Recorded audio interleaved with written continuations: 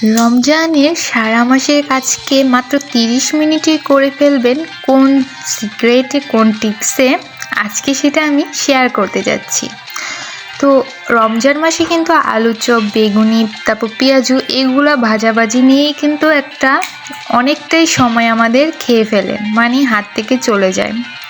তো এই সময়টাকে শর্ট সময় করে আমরা রমজানের আগেই জাস্ট একটু 30 মিনিটই সময় দিলে কিন্তু সারা মাস জুড়ে আরামেই সেটাকে করে ফেলা যায়।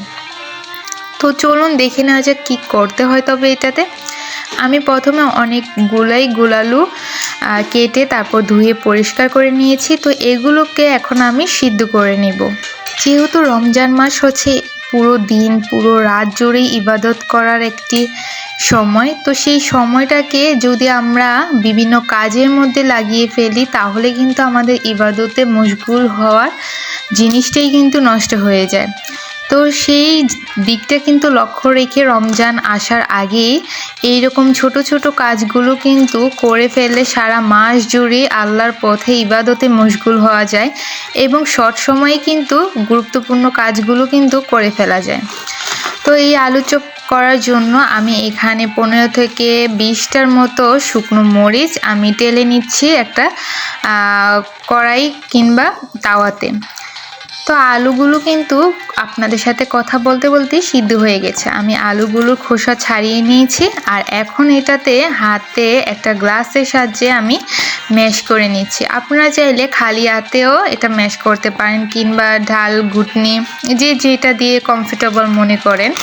তো আমি গ্লাস দিয়ে আলুটাকে ভালো করে ম্যাশ করে নিচ্ছি। ভিডিওটি দেখে স্টার্ট করে দিয়েছেন কিন্তু এখনও লাইক করতে ভুলে গিয়েছেন, তারা কিন্তু অবশ্যই লাইক করে ভিডিওটি কন্টিনিউ করে নেবেন। আর যারা নতুন আমার চ্যানেলে আজকেই প্রথম ভিজিট করছেন অবশ্যই দয়া করে সাবস্ক্রাইব করে নেবেন। তা আমি কিন্তু এখানে লবণ দিয়ে শুকনো মরিচগুলো হাতের সাহায্যে ডলে নিচ্ছি, মানে গুঁড়ো করে নিচ্ছি। এতে করে কিন্তু যে আলুতে আমি লবণটা অ্যাড করতাম সেটাই কিন্তু আমি মরিচের সাথে অ্যাড করে দিচ্ছি। তো লবণের পরিমাণ আর ঝালের পরিমাণ প্রত্যেকের নিজের উপর ডিপেন্ড করবে। তো আমি এখানে শুকনো মরিচ মানে শুকনো টালা মরিচ আমি অ্যাড করেছি। এতে করে আলু চপের ফ্লেভারটা অনেকটাই মজা হবে এবং সুন্দর লাগবে, আলাদা একটা টেস্টি লাগবে। তো আমি কিন্তু এখন হাতের সাহায্যে মরিচ তারপর লবণ একসাথে মিক্স করে নিচ্ছি। তো ফিরে আসলাম আলু চপের শেপের পর। তো দেখতেই পাচ্ছেন আলু চপের শেপ দিয়ে সবগুলো একসাথে করে নিয়েছি। তো আপনারা চাইলে কিন্তু এর থেকে বড় কিংবা এর থেকে ছোট সাইজেও শেপ দিতে পারেন, কিন্তু আমার মনে হয়েছে এই সাইজটাই হচ্ছে পারফেক্ট।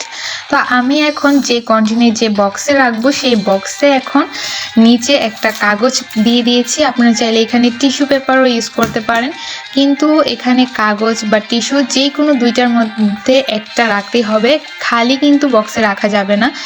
খালি রাখলে দেখা যাবে যে ফ্রিজ থেকে কোনোভাবে দুর্ভাগ্যবশত যদি পানি ভিতরে প্রবেশ করতে পারে তাহলে কিন্তু আপনার যে জিনিসটা, এটা শুধু যে আলু চপের দিকে সেটা কিন্তু না, এটা যে কোনো সবজি কিংবা যে কোনো জিনিসই আপনি রাখতে যান তখন কিন্তু এটা জিনিসটার অনেক দিন থাকবে না সংরক্ষণ। তো সেই জন্য কিন্তু টিস্যু তারপর কাগজ যেটা হাতের কাছে আছে সেটা দিয়ে রাখবেন।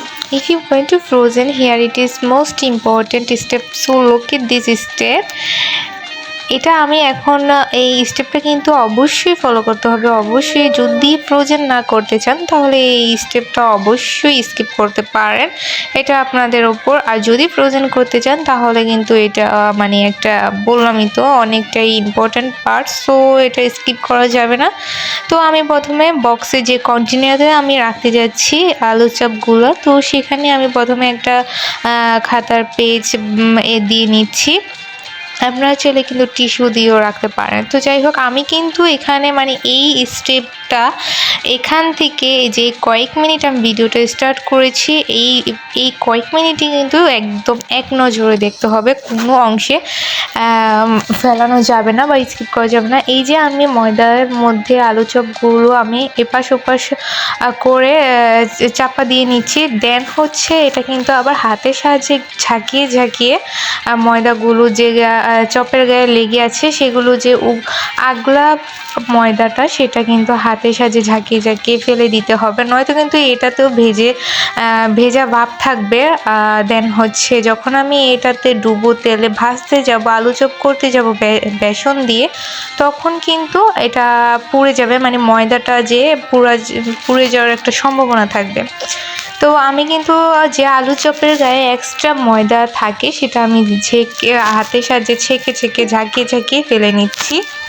তো আমি কিন্তু এই কন্টেনারতেও রাখবো, দেখা যাক আমার ওই কন্টেনারটা যদি ভরে যায় তাহলে আমি এই কন্টেনারতেও রেখে দেব। তো এইরকম 1 লেয়ার আলু চপ, দেন হচ্ছে 1 লেয়ার খাতার পেজ এইভাবে দিয়ে তারপর রাখতে হবে। সো ফাইনালি আমি কিন্তু এই তো আমার যে প্রথম বক্সটা সেটা কিন্তু ভরে গেছে। দেন হচ্ছে আরেকটা বক্সে 7 থেকে 8টার মতো ছিল আলু চপ, তো আমি সেটাও নিয়ে নিয়েছি। তো দেখতে পেয়েছেন যে ফুল স্টেপে আমি কিভাবে কোন প্রসেসে করেছি। সো গাইস, সাবস্ক্রাইব করে পাশে থাকলে এরকম নতুন নতুন টিপস আরও পাওয়া যাবে। আল্লাহ হাফিজ।